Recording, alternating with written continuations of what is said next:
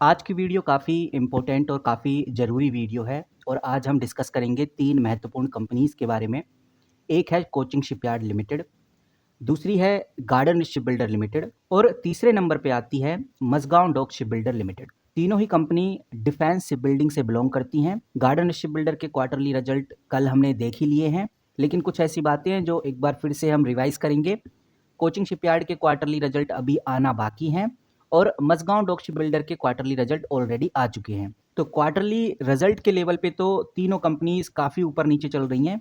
कोई बहुत पहले क्वार्टरली रिजल्ट दे चुकी है, किसी ने कल ही क्वार्टरली रिजल्ट दिया और किसी के अभी आने बाकी है। लेकिन इन तीनों कंपनीज़ को लेकर अपनी-अपनी अलग-अलग खबरें निकल के सामने आ रही हैं।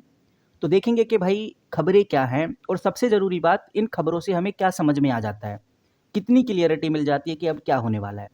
कुछ लोग बोलते हैं कि आप अपडेट देते हो, खबर देते हो, अच्छी बात है, लेकिन थोड़ा ये भी बता दिया करो कि होने क्या वाला है आगे, क्या हो सकता है आगे, इसके ऊपर भी थोड़ी झलक डाल दिया करो, तो आगे से मैं वो भी आपके साथ करूँगा। मतलब आगे इस वीडियो में भी हम डिस्कस करेंगे इस बारे में भी। तो सबसे पहले खबर पे आ जाते हैं, थोड़ा समझ लेते हैं कि ओवरऑल चल क्या रहा है। और सबसे ज़्यादा चर्चित जो कंपनी अब रहने वाली है 6 नवंबर से, जो भी कंपनी चर्चित में रहने वाली है, वो है गार्डन शिप बिल्डर।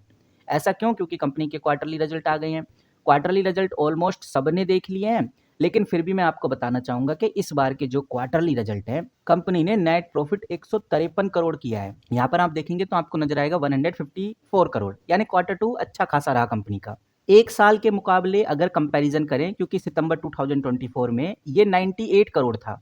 लगभग 56% इंक्रीज़ हुआ है, जो कि वाक़ई में लाजवाब है। 1 साल में 66% का नेट प्रॉफ़िट ग्रो करना, ये पॉज़िटिव साइन है। इतना ही नहीं, कंपनी का अगर आप रेवेन्यू देखेंगे यानी सेल देखेंगे तो 1,153 करोड़ से बढ़कर 1,677 करोड़ पे आ गई है।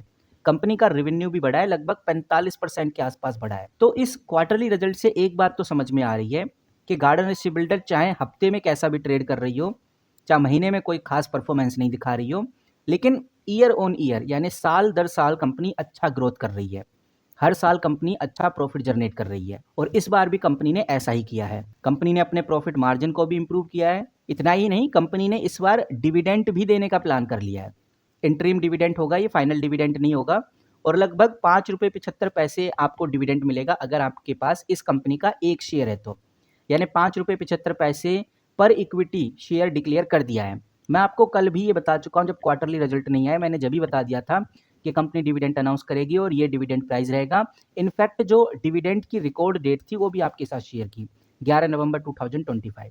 11 नवंबर 2025 से पहले जिसके पास भी गार्डन शिप बिल्डर के जितने भी स्टॉक होंगे उस हिसाब से उसको डिविडेंड मिल जाएगा और डिविडेंड आपके अकाउंट में आने की जो डेट है वो आई थिंक 25 या 26 नवंबर रहने वाली है। अब यहाँ पर सबसे ज़रूरी जो बात आ जाती है वो यही कि अब गार्डन शिप बिल्डर में होगा क्या, आने वाले 2-3 दिनों में अब होगा क्या, किस तरह की हलचल हमें इस कंपनी में देखने को मिलेगी। नो डाउट कंपनी के क्वार्टरली रिजल्ट शानदार आए हैं और क्वार्टरली रिजल्ट का इम्पैक्ट कंपनी का 4 नवंबर को खास हुआ नहीं। 5 नवंबर यानी कि आज मार्केट क्लोज है, अब 6 नवंबर को कंपनी में हलचल तो होगी, लेकिन इन्वेस्टर इसको किस तरह से लेते हैं ये काफ़ी काफ़ी इंपॉर्टेंट रहेगा। इन्वेस्टर क्या वाकई में इस हलचल में पार्टिसिपेट करते हैं या फिर नहीं, ये काफ़ी इंपॉर्टेंट रहेगा जानना। अब यहाँ पर आप देखेंगे तो 0.92% का डाउनफॉल देखने को मिलेगा। 4 नवंबर की बात है। 5 नवंबर में देखेंगे तो कोई खास ग्रोथ नहीं है। पूरे 1 महीने में 7 से 8% के आसपास ये गिरा है। तो पूरे 1 महीने में अगर कंपनी गिरी हुई है और क्वार्टरली रिजल्ट अच्छे आए हैं तो हायर चांसेस हैं कि कंपनी कल हमें 6 नवंबर को ग्रो होती हुई नज़र आ सकती है। पूरे 6 महीने का रिकॉर्ड देखेंगे तो 32% का रिटर्न। तो कहने का मतलब ये है कि अगर ग्रोथ होती है तो लगभग 2555 है, 2642 तक जा सकती है, हायर चांसेस हैं।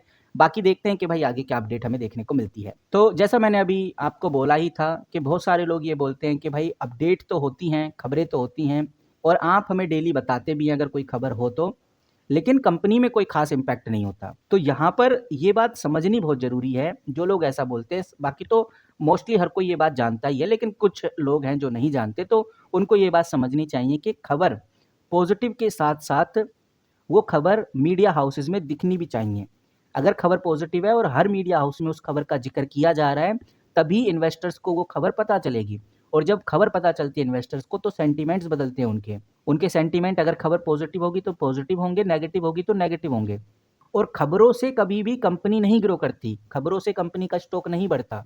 खबरों से तो इन्वेस्टर्स के सेंटीमेंट बदलते हैं और वही सेंटीमेंट कंपनी के स्टॉक प्राइस में दिखते हैं। इस तरह से चीजें चलती हैं। मान के चलिए एक खबर बहुत ही पॉजिटिव है, बहुत ही शानदार है, लेकिन उसको ज्यादा दिखाया ही नहीं गया, मीडिया में बताया ही नहीं गया, तो उसका इम्पैक्ट ज्यादा हमें देखने को मिलेगा ही नहीं, क्योंकि इन्वेस्टर्स को पता चलेगा ही नहीं, तो उस कंपनी में जानेंगे ही नहीं, उस कंपनी में एंट्री लेंगे ही नहीं। लेकिन हमारा जो काम है, हमारा काम तो खबरों को समझना है, और हम लोग खबरों को समझते हैं, क्योंकि अगर हम खबरों को समझ गए तो हमें आइडिया लग जाएगा कि इस खबर का इम्पैक्ट कितना हो सकता है, इस खबर को कितना दिखाया जा रहा है, और इस खबर से इन्वेस्टर के सेंटीमेंट कैसे रहने वाले हैं। तो इसीलिए हम लोग हैं, हम खबरों को थोड़ा समझेंगे। तो चलिए समझते हैं कि भाई खबर है क्या। जैसे मैं यहाँ पर शिप बिल्डिंग न्यूज़ लिखता हूँ, तो शिप बिल्डिंग न्यूज़ जैसे ही मैंने लिखा, मैंने न्यूज़ पे क्लिक किया हुआ है, तो गार्डन शिप बिल्डर की खबर आएगी, उसके ऊपर हम बात कर ही लिए हैं। दूसरा एक खबर और निकल के सामने आ रही है, वो खबर आप इधर देखिए, ये है प्रॉब न्यूज़ टाइम, कोई एक आर्टिकल है, कोई जाना माना आर्टिकल नहीं है, लेकिन यहाँ पर जो खबर आई है इसको समझना बहुत ज़रूरी है। यहाँ पर आप देखिए, आपको साफ साफ देखने को मिलेगा। इस आर्टिकल के अकॉर्डिंग बताया जा रहा है कि जो महाराष्ट्र सरकार है उसने अबू दुबई पोर्ट और उसके पार्टनर्स के साथ MOU साइन किया है। अब फिलहाल तो अभी इसी आर्टिकल में ये खबर छापी गई है, हो सकता है इकोनॉमिक्स टाइम्स, मनी कंट्रोल, बड़े बड़े आर्टिकल्स में भी देखने को मिले। 5 नवंबर 2025 की अपडेट है, और बताया जा रहा है कि भाई महाराष्ट्र और अबू दुबई पोर्ट्स ने मिलकर एक MOU साइन किया है, और इसमें जो अबू दुबई पोर्ट है उसने सीधा बोला है कि हम भारत के शिप बिल्डिंग सेक्टर में लगभग 2 बिलियन USD, अराउंडेड 16,000 करोड़ का इन्वेस्टमेंट करने जा रहे हैं। और ये चीज़ मैं हवा में नहीं बोल रहा, आप इधर से बहुत क्लियरली ये बात देख सकते हैं। और ऐसा भी देखने में आ रहा है कि ये पहला MOU है जो अबू दुबई पोर्ट ने इंडिया के किसी स्टेट गवर्नमेंट के साथ किया है। तो वाकई में अपडेट काफ़ी अच्छी है, लेकिन पॉइंट ये है, खबर तो अच्छी है, समझ में भी आती है और देखने में भी आता है कि भाई लेटेस्ट खबर है। फिलहाल इस खबर को ज़्यादा पब्लिश नहीं किया जा रहा है, सिर्फ इसी आर्टिकल में मैंने फिलहाल अभी इस खबर को देखा है, और हो सकता है कि भाई आने वाले, जब तक मैं वीडियो शूट कर रहा हूँ 6 नवंबर 7 नवंबर को, आपको अदर आर्टिकल्स में भी ये खबर देखने को मिले। लेकिन पॉइंट ये है कि भाई इस खबर से किस कंपनी को फायदा हुआ, garden ship builder, coaching shipyard या फिर मझगांव डॉक शिप बिल्डर। ये तीन ही कंपनियां शिप बिल्डिंग की, इनमें से किस कंपनी को फायदा होगा। तो जहां तक मुझे समझ में आता है कि भाई इस खबर का ज़्यादातर डिफेंस शिप बिल्डिंग के लिए ज़्यादा लेना देना नहीं है, क्योंकि साउथ इंडिया अगर आप जानते हैं, यानी कोलकाता रीजन आप जानते हैं, साउथ इंडिया कोलकाता रीजन में ही GRSC, कोचिंग शिपयार्ड और मझगांव डॉक शिप बिल्डर अच्छे से काम करती हैं। तो उनका डायरेक्ट फायदा थोड़ा कम है, लेकिन इनडायरेक्ट फायदा बराबर है। लेकिन आगे चल के ये कंपनीज महाराष्ट्र के मैरीटाइम ग्रोथ इंसेंटिव या उसके किसी भी प्रोजेक्ट से लिंक होती हैं, तो नो डाउट उनको इस चीज़ का फायदा होगा। तो कहने का मतलब ये है कि भाई अबू दुबई से जो खबर आई है वो मैंने आपके साथ रखी, और कोई खबर है नहीं, और ये 50-50 जो ज्वाइंट वेंचर है इसके ऊपर मैं ऑलरेडी डिस्कस कर चुका हूँ। फिलहाल ये कोचिंग शिपयार्ड का मुद्दा है, और मैं पिछली वीडियो में इसके बारे में डिस्कस कर चुका हूँ।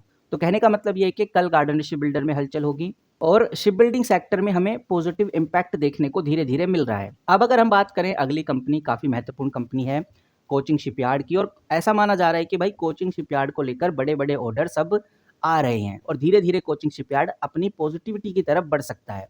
मैं गूगल पे अगर कोचिंग शिपयार्ड लिखता हूं तो मेरे सामने कुछ इस तरह से कंपनी खुल जाती है। 5 दिन में कोचिंग शिपयार्ड 1.26% के डाउनफॉल में है, 1 महीने में कोई खास ग्रोथ नहीं, 4% का लॉस, और 6 महीने में 14% की तेजी दिखाई है कंपनी ने। कह सकते हैं कि 1 महीने से कोचिंग शिपयार्ड भी कोई खास परफॉर्मेंस में आई नहीं है। लेकिन कोचिंग शिपयार्ड एक ऐसी कंपनी है जो बड़े बड़े MOU और कॉन्ट्रैक्ट सिक्योर कर रही है, जिसमें तंजानिया शिपिंग कंपनीज के साथ लगभग 11,000 करोड़ की डील शामिल है। स्विजर के साथ इलेक्ट्रिक ठग बोट के लिए भी लेटर ऑफ इंटेंट हो चुका है, और मैं पहले भी बता चुका हूँ लेटर ऑफ इंटेंट बड़ा मामला होता है, और ये कहीं ना कहीं कंपनी को बहुत आगे ले जाएगा, क्योंकि जो इलेक्ट्रिक ठग बोट बन रही हैं ये एक नया इवोल्यूशन है। शिप बिल्डिंग सेक्टर में इलेक्ट्रिक बोट का लाना कोचिंग शिपयार्ड के लिए बहुत बड़ी पहल है, और अगर ये सक्सेसफुल होता है तो कोचिंग शिपयार्ड एक ऐसी कंपनी होगी भारत की जो सबसे पहले इलेक्ट्रिक शिप बिल्डिंग में घुसी है। वहीं ड्राईडॉक वर्ल्ड के साथ भी कंपनी का जॉइंट वेंचर अच्छे से चल रहा है, और ये जो 50-50 पार्टनरशिप की बात की है, यहाँ पर मैंने आपको दिखाया था, ये जो 50-50 की पार्टनरशिप है 2 दिन पहले की अपडेट है। तो ड्राईडॉक वर्ल्ड के साथ पार्टनरशिप कंपनी के लिए बहुत ही पॉजिटिव साबित होगी। अब ऐसा भी है कि भाई कल से ही हमें तेज़ी देखने को मिल जाए, काफ़ी हायर चांसेस है, चांसेस बढ़ जाते हैं जब भी कंपनी को लेकर एक पॉजिटिव खबर आती है।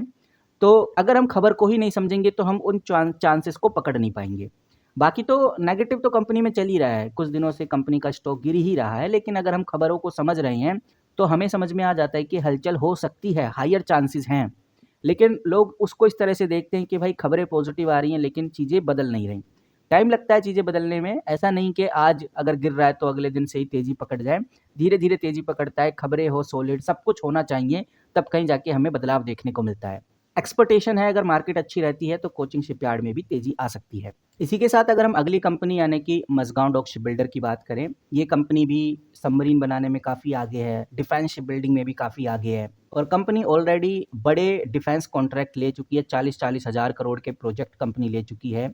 एंटी टारगेट अभी कंपनी ने 75I के एंटी टारगेट भी कंपनी ने बनाए हैं। तो कह सकते हैं कि कंपनी को नेशनल और इंटरनेशनल दोनों जगह से अच्छे ऑर्डर आ रहे हैं। मज़गांव डॉक शिपबिल्डर एक ऐसी कंपनी है जो अपने कॉमर्शियल शिपबिल्डिंग को भी एक्सपेंड कर रहा है ताकि वो इंडियन नेवी की जो डिपेंडेंसी है उसको कम कर सके, जैसे कोचिंग शिपयार्ड ने किया है। पहले कोचिंग शिपयार्ड सिर्फ डिफेंस के लिए ही प्रोडक्ट बनाती थी, डिफेंस के लिए ही शिप बिल्डिंग बनाती थी, लेकिन बाद में कोचिंग शिपयार्ड ने क्या काम किया, वो प्राइवेट प्लेयर्स के लिए भी शिप बिल्डिंग बनाने लगी, कॉमर्शियल शिप बिल्डिंग भी बनाने लगी और अब वो शिप रिपेयरिंग का भी काम कर रही है। ड्राई डॉक वर्ल्ड के साथ जो पार्टनरशिप की है उसका मतलब ही ये है। ऐसे ही मज़गांव डॉक शिप बिल्डर भी इसी जो कदम है, यही जो फुटप्रिंट है, इसी के ऊपर चलना स्टार्ट कर दिया है। वहीं टूटीकोरिन में भी एक नया ग्रीनफील्ड शिपयार्ड बनाने का प्लान है मज़गांव डॉक शिपबिल्डर का और कंपनी के Q2 रिजल्ट ऑलरेडी आ चुके हैं। इसका इम्पैक्ट हो चुका है मार्केट में। Q2 रिजल्ट काफ़ी अच्छे आए थे। कंपनी ने पिछले साल से 28% ज़्यादा ग्रोथ करी प्रॉफिट में।